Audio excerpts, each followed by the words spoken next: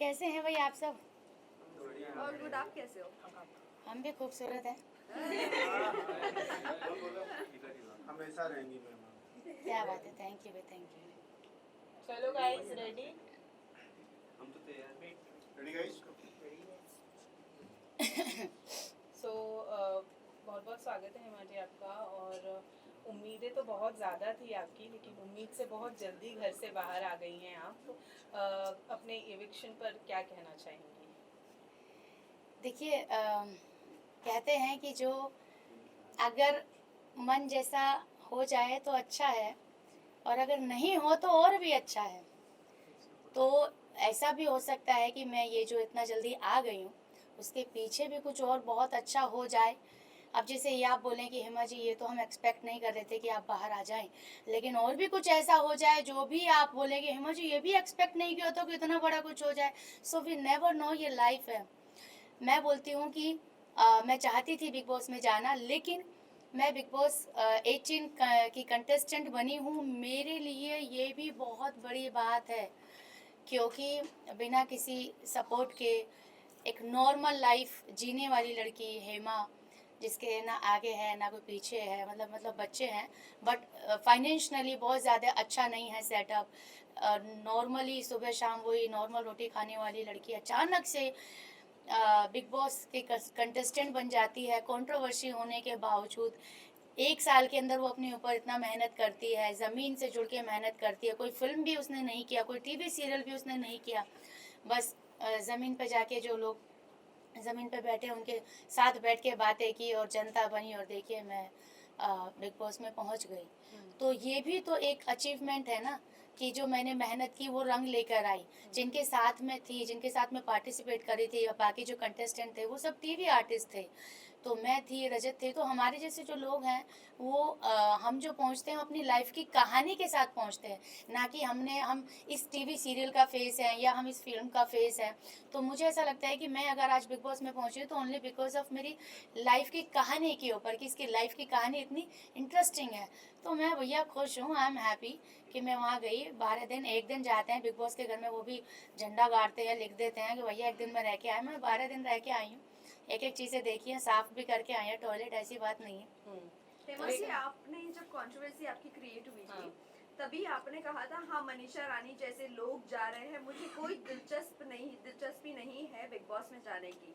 लेकिन अब जब आपको अपॉर्चुनिटी मिली थी तब आपने हाँ क्यों कहा, जब आपने पहले मना किया था कि आपको नहीं जाने में इंटरेस्ट है। इसी कंट्रोवर्सी को लेकर मैं और जोड़ना चाहूँगी कि आपने सलमान खान को लेकर भी बहुत सारी नेगेटिव चीज़ें कही थी। तो फिर ये अपॉर्चुनिटी कैसे? यस, देखिए, ऐसा है कि OTT 3 के लिए मेरी बात चली थी, जो अनिल कपूर जी कर रहे थे, और उसमें भी इसलिए गई थी कि चलो भैया उसमें सलमान जी नहीं कर रहे तो क्या पता मेरा हो जाए। तो मैं जब गई तो वहाँ पे उनको लगाया लड़की के अंदर दम है, इसको OTT के लिए नहीं रखते हैं, इसको कलर्स के लिए रखते हैं। ये बात है मई की। मई से मेरा जो सफ़र रहा है पूरे 6 महीने रहा है, और 6 महीने में हमेशा मैंने, जब भी मैं इंटरव्यू के लिए गई, कभी भी किसी को निराश नहीं किया। दूसरी बात, मनीषा रानी की, आई थिंक मनीषा रानी के बारे में मैंने अगर कभी बोला हो, क्योंकि मनीषा से मेरी कोई पर्सनली दुश्मनी नहीं है, मैं मिली भी नहीं हूँ सामने से, और मुझे पता भी नहीं वो क्या करती हैं। मतलब करती थी, अभी तो भगवान की कृपा से she is doing really good. Manisha के ऊपर कभी मैंने अगर बोला हो तो मेरे को सोच में मैं पड़ जाऊंगी कि मैंने क्यों बोला होगा। रही बात सर की, सलमान सर की, तो भैया उनसे तो मैं मिलना चाहती थी, इसी चक्कर में तो दबंग 3 कर ली हमने, और फिर भी नहीं मिले। लेकिन भैया क्या करे, प्यार इतना, सम्मान इतना है, और बिग बॉस में जाना है, अपनी कहानी बतानी है। तो big boss biggest reality show है, तो जब कुछ करना है तो बिगेस्ट ही करते हैं। अब बिगेस्ट में भाईजान भी आ जाते हैं। हमने तो अनिल कपूर जी वाला किया था, हम तो डर भी रहते कि हमारा तो होगा भी नहीं। लेकिन जब आपकी नीयत साफ होती है, जब आप मेहनत करते हैं, ईमानदार होते हैं, तो वो चीज़ मिल जाती है। हम तो बात सेल्फी के कर रहे थे, हम तो बराबर में खड़े होकर बातचीत करके आए हैं, हम तो रह के आए हैं और हिस्ट्री बना दी है। तो जो आपने बात बोली है वो प्री प्लानिंग कुछ भी नहीं था। आज अब मेरा इंटरव्यू ले रहे हैं, अब मैं यहाँ पे किसी और का नाम बोल दूँ तो भैया वही अपलोड हो जाएगा, फिर कभी जब दोबारा इंटरव्यू होगा तो उसके शख्स के बारे में बोला जाएगा। तो वो इंटरव्यू भी वैसे ही था, वीडियो थी वायरल भाभी की बात की, लेकिन वहाँ पे जिक्र आ गया दबंग 3 का और वो किस्से का, और हमने बता दी हकीकत जो हुआ था। उसमें हमारे आँख में से आंसू भी निकल गए, वो अपलोड हो गया, तहलका मच गया। तो हमको तो ये बोला था कि अब तुम्हारा करियर खत्म। मैंने बोला था, मैंने कहा भैया करियर मेरा सलमान खान ही बनाएंगे, और उस बीच में मैंने कोई काम नहीं किया। लेकिन आपने उस इंटरव्यू में आपने कहा था कि उनके बाउंसर्स ने आप मिलने हाँ, नहीं दिया। exactly, हाँ। हाँ, तो जो अभी आप अंदर थे बिग बॉस में, तो आपने सलमान से से क्यों बात शेयर किया? हाँ, नहीं की ना, क्योंकि सलमान जी ने पूछी नहीं। तो जब सलमान जी ने पूछी नहीं तो मैं होती कौन हूँ ये बात सामने से रखने वाली। सलमान जी को तो जब मैंने बोला मैंने दबंग 3 की है तो उन्होंने बोला अच्छा दबंग 3 किया आपने, तो जब उनको यही नहीं पता तो वो मुद्दा क्या पता होगा। लेकिन आपको क्या लगता है कि आपके साथ, लेकिन आपको लगता है कि आपने जो एक्सपेक्ट किया था वही आपके साथ स्टेज पर हुआ, आपके साथ जस्टिफाई हुआ? आपको लगता है प्रीमियर वाले एपिसोड में आपके साथ जस्टिफाई हुआ? आपने जो बाहर बातें की थी कि सलमान खान आपसे बात नहीं कर रहे, मिले नहीं, ये नहीं हुआ, वो नहीं हुआ, लेकिन हमें एज अ व्यूअर हमें नहीं लगा कि आपकी बातों को सुना भी गया है वहाँ पर, लेकिन आपको क्या लगा हुआ वहाँ पर आपके साथ जस्टिफाई हुआ स्टेज पर? हाँ, मुझे ऐसा लगता है सलमान जी मेरी जो बातें मैं कह रही थी बराबर सुन रहे थे, इसी चक्कर में तो उन्होंने मुझे पूछा कि अच्छा ये बताइए आपका नाम क्या है, आप हैं कहाँ से। फिर उन्होंने शादी वाली बात भी मेरी पूरी बराबर से सुनी है, तो उन्होंने पूरा अटेंशन दिया है। बात यहाँ तक की आई है कि आप तो बड़ी सुंदर, आप कैसे बोलती हैं। तो आई थिंक मेरा इंट्रोडक्शन बहुत अच्छे से हुआ था। क्लिप क्या गई है इंट्रोडक्शन में मुझे पता नहीं, वो मैंने देखी भी नहीं है। मैंने उनके साथ डांस भी किया, मतलब मैंने बोले तो उन्होंने मुझे पूछा वायरल भाभी बन के जा रही है, आप वायरल भाभी क्यों है, तो मैंने बताया। अच्छा अब बात बच्चे की आती है, फैमिली मेंबर कौन है, कहाँ से हैं आप, सारी बातें आई हैं।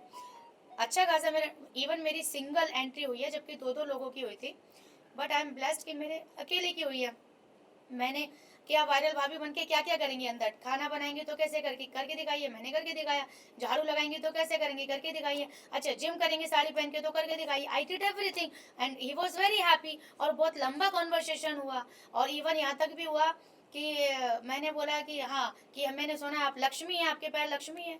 मैंने कहा हाँ ऐसा बोलता है। फिर मैंने अपने पापा की स्टोरी सुनाई, ये सब वो सब बोले अच्छा ओके, उनको कुछ मान के आप, मैंने सुना आप हेमा मालिनी जी की आपको पसंद है, हेमा मालिनी आपके कहीं मैंने इंटरव्यू में सुना था, तो मैंने कहा मेरा नाम भी Hema, so thank you to my parents कि उन्होंने मेरा ही नाम हेमा रखा, तो बड़े खुश हुए। तो मेरा बहुत लंबा कॉन्वर्सेशन उनके साथ हुआ है इंट्रोडक्शन इस पे स्टेज पे, बट ये वाली बात कहीं नहीं हुई कंट्रोवर्सी वाली। जब अगर वो पूछते तो मैंने जिस कॉन्फिडेंस के साथ ये बातें बताई हैं मैं वो भी बताती कि सर मैं सिर्फ आपसे मिलना चाहती थी। मतलब ये है कि सलमान सर तक जो बात पहुंचती है, मतलब उनको पता ही नहीं था, और कहीं ना कहीं आपको भी ये लगा कि सलमान खान की इमेज को लेके आप, मतलब आपको लगा कि गलत है सलमान खान की। सलमान जी खान जी की इमेज को लेके मैंने कभी किया ही नहीं। उनके जो आसपास रहते हैं उनके बारे में मैंने हमेशा बोला। सलमान जी को मैंने कभी सलमान जी मैं थोड़ा, सलमान जी ने मेरे को धक्का मारा। ये तो फिर जब थंबनेल बनते हैं तो भैया फिर गर्दन यहाँ सलमान जी का एक थंबनेल लगाया हुआ है, उनके हाथ में तलवार है, मेरी गर्दन है। बताओ भैया इतना खतरनाक कर दिया तुमने कांड, उसको देख के मैं डर गई कि बताओ यार, खौफ खौफ सलमान खान। और भैया मगर सही से लगा लेता यार। तो चीजें आपको पता है कैसे निकलती है, क्या बोलते हैं और क्या निकल के आती है। अच्छा Hema, big Hema, boss Hema, Hema, big boss journey की अगर मैं बात करूं तो आपको लगता है जिस तरीके की पर्सनालिटी आप है जो अभी तक हम जान पाए हैं, अगर आप इंडिविजुअल गेम खेलती तो शायद अभी तक घर में टिकी रहती, भेड़ चाल में चलने की वजह से आप जल्दी घर से बाहर आ गई हैं? नहीं भेड़ चाल तो मैंने कभी चली नहीं, क्योंकि मैंने कभी इधर की उधर की नहीं। मैं इसके साथ बैठी इसकी सुनी, इसके साथ बैठी इसकी सुनी, अरे भैया इसको भी खाने की पड़ी है, इसको भी खाने की पड़ी है। और वहाँ पे ना ग्रुप बना लिया। चूँकि मैं अपनी इंडिविजुअल लाइफ बाहर से खुद जीती हूँ, ना मायका है ना ससुराल में, अपना डिसीजन खुद लेती हूँ, अपनी लाइफ खुद चलाती हूँ। तो मैं मेरा वही है कि जो मेरे को सही लगा मैं इसके पास जाके बैठी। वहाँ पे क्या हो रहा है, ग्रुप चल रहे हैं। अब किसको नॉमिनेशन डालना है, यार इसका ये ठीक नहीं है, तो अगर तुम ये आपके साथ है तो आपका झगड़ा होगा तो ये साथ में आएंगे। तो भैया जब यहाँ तुम्हारे ग्रुप चल रहे हैं, मेरा तो झगड़ा किसी से नहीं है, तो मैं फटे में टांग क्यों अड़ाऊं। जब मेरी बात आई, जब मैंने सोचा कि इनकी तो ईगो ही खत्म नहीं हो रही है, राशन ही नहीं मिल रहा है, ये कोना पकड़ के सॉरी बोल रहा है, वो बोल रहा है मेरी ईगो खत्म नहीं हो रही, जब मेरा पारा फूटा, अरे भैया तुम लोगों ने कमाल कर दिया। खाना खाना खाना खाना, उसको राशन क्या मिला, उसको लगा मैंने संसार जीत लिया। मुझे भी खाना मिला था, मेरे भी अंदर भी लालच आया था, लेकिन बाद में वो खत्म हो गया अगले दिन ही कि भैया आप जेल से बाहर निकालो, राशन पकड़ो, मुझे जेल से बाहर निकालो। बट आई थिंक अविनाश ने वो कैरेक्टर बहुत सीरियसली ले लिया।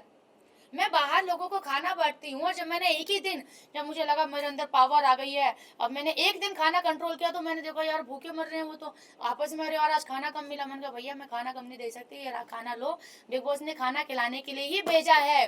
अगर मैं आप लोगों का बिग बॉस को खाना दिया हुआ आप लोगों को नहीं दूंगी तो ये गलत बात होगी। गेम अपनी जगह, खाना अपनी जगह। तो मैंने मन का आज क्या बनाना है, राजमा, हाँ भैया राजमा लो। तो फिर जब चाहत को खाना बनाने नहीं दिया जा रहा था तब आपने आवाज क्यों नहीं उठाई? अब मैं इसकी बात बताती हूँ, क्योंकि अविनाश के पास मैं और चाहत खड़े थे, और ये अविनाश ने प्रवोक किया चाहत को। चाहत के दिमाग में नहीं आया ये ब्रिलियंट आइडिया, मैं आपको बता देती हूँ। चाहत ने बोला मैं आप दोनों को खाना देता हूँ, 1 किलो आटा में आधा पैकेट देता हूँ, 3 रोटी तेरी 3 रोटी इसकी, आलू देता हूँ, सब्जी बनाओ, ये रही गैस, किसी के बाप में हिम्मत नहीं है कोई अगर रोक ले।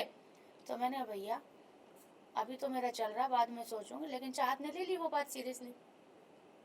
चाहत ने जाके कर दिया कांड। तो जब चाहत कर रही थी और जब ये मुझे पता है कि ये सेम लाइन मेरे सामने भी बोली गई है, तो मैं तो यही सोचूंगी ना कि भैया एक्टिंग हो रही है, क्योंकि अगर इसका खुद का ओन आइडिया होता तो शायद मेरा आउटपुट निकल के आता।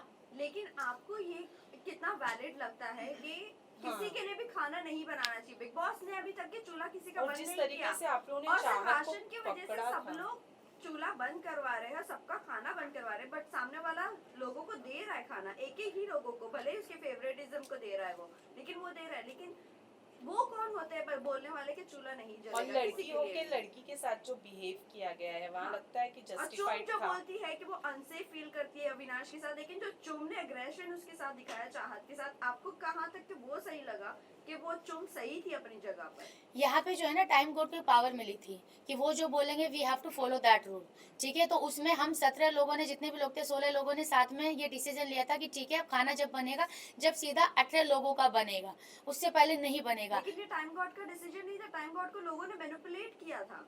अगर आपने देखा होगा तो लोगों ने बोला था, कंटेस्टेंट ने बोला था कि यहाँ लेकिन बात लेकिन आपको लेकिन लेकिन बात तो हुई थी ना, चाहे मैनिपुलेट से हुई हो, चाहे दिमाग से हुई, चाहे दिल से हुई हो, बात तो हाथों गर्दन तो हिली थी ना कि हाँ भैया यही डिसीजन है। उसके बाद चाहत ने ये स्टेप लिया, कोई प्रॉब्लम नहीं है, लेकिन जो अगर आपने 10 लोगों के बीच में एक बात कही है और आप उनकी अपोजिट जा रहे हो, अगेंस्ट जा रहे हो, तो first you have to at least inform them कि देखो भैया ऐसा मेरा हो गया तुम लोगों के साथ, अब मैं ये रास्ता पकड़ रही हूँ, तुम लोगों को कोई प्रॉब्लम तो नहीं है ना। उसने क्या किया, उसने बताया नहीं, वो सडनली वो चालू हो गई।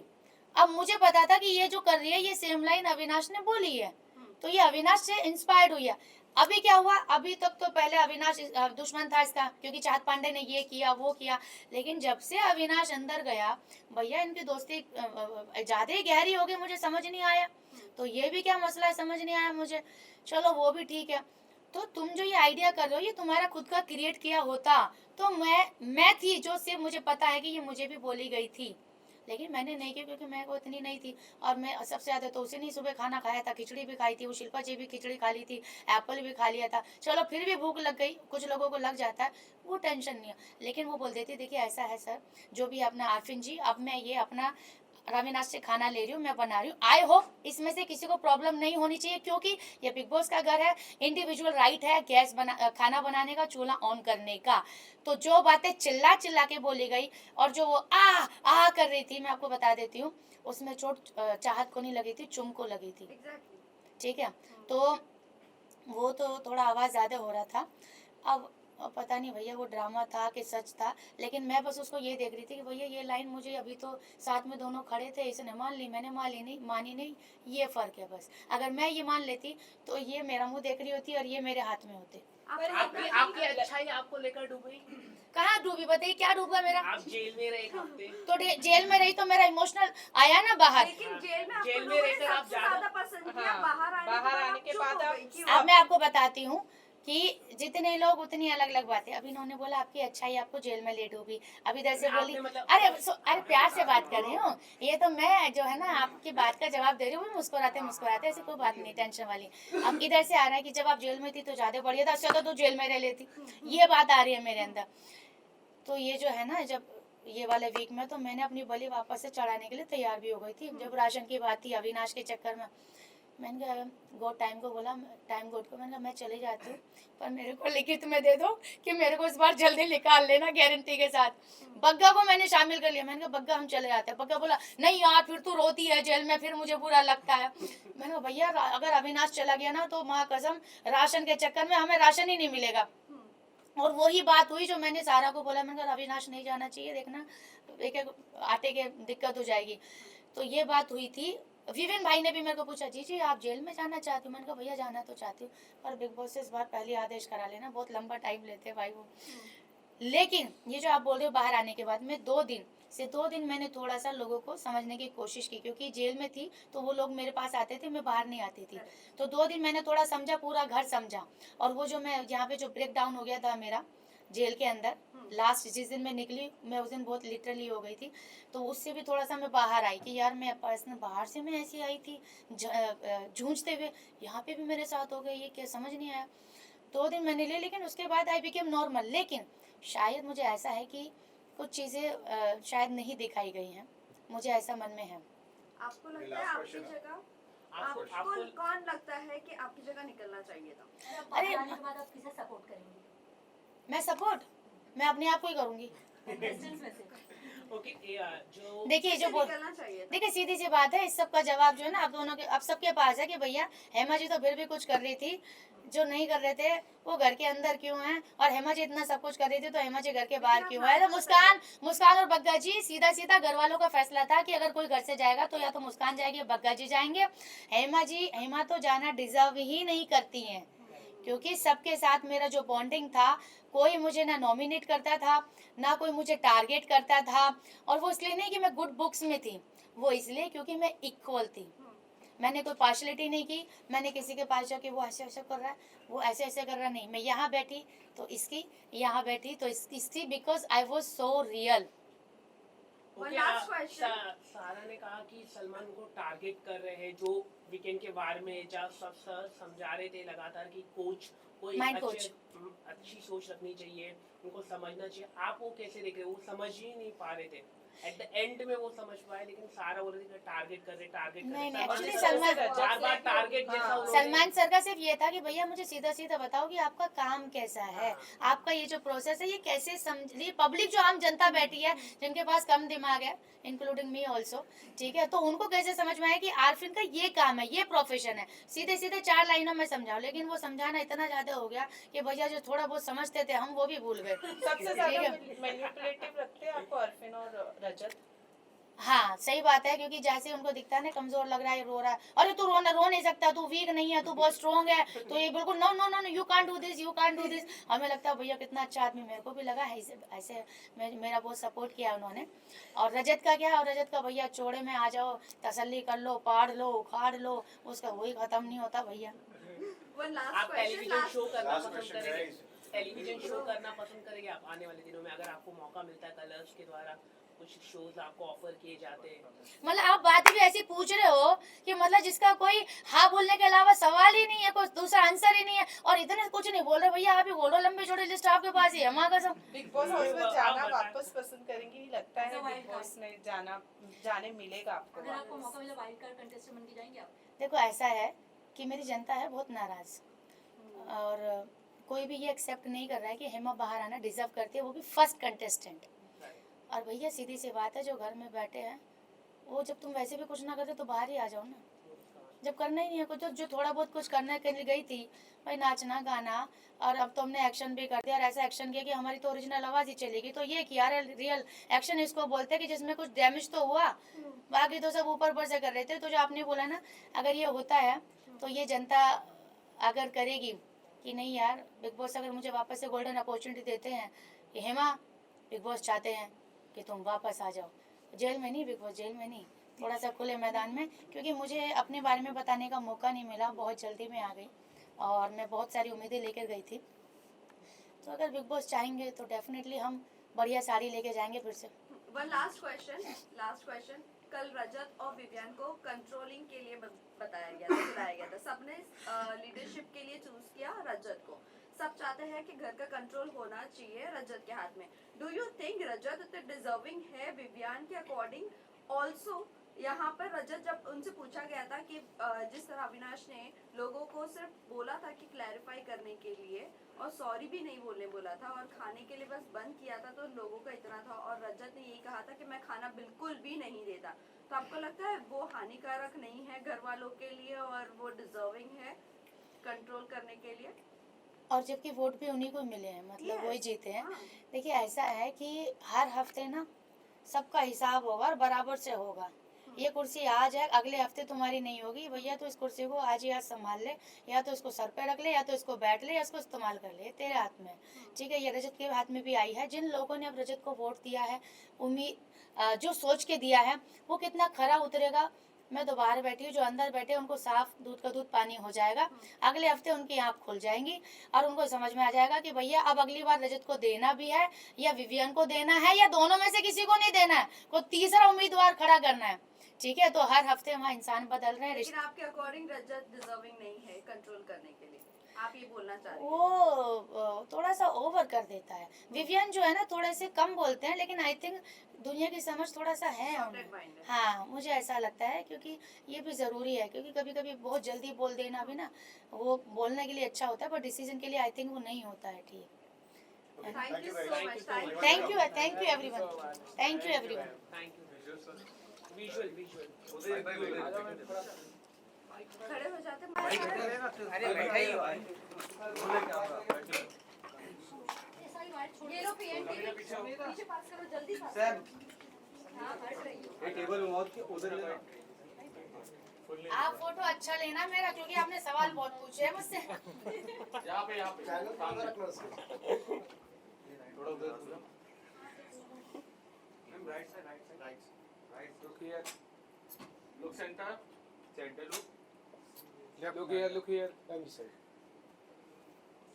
सामने प्लीज लेफ्ट टू राइट कर centre look centre Hema ji right to left आप देखिए। इधर big boss happy happy morning है, ये आप सबके लिए है, क्योंकि हम तो वहाँ सुबह करके करते ही थे। समझे? पास्ट प्रेजेंट भविष्य हो। मुझे गाना याद हो गया था, मैं सिर्फ ऐसी थी कंटेस्टेंट, वो किसी को मैंने देखा रील में, मेरी आवाज़ में पूरा गाना भी लगा दिया, मेरे और बग्गा जी की आवाज़ में, जब हम जेल में थे। तो ऐसा भैया सब सोते सोते रहते थे, मैं ही थी खाली, बस उठती चालू हो जाती थी और मुझे फॉलो भी करते थे। तो जो इंसान सुबह उठ के स्टार्ट हो सकता है जो एनर्जी के साथ, समझ रहे हो, तो सोचो पूरे दिन उसकी क्या एनर्जी होती होगी। और वो बात अलग है, बातें ना बताई गई ना दिखाई गई, और कोई बात नहीं, सबका हिसाब होगा, बराबर से होगा। Thank you. Thank you. खत्म कर। ये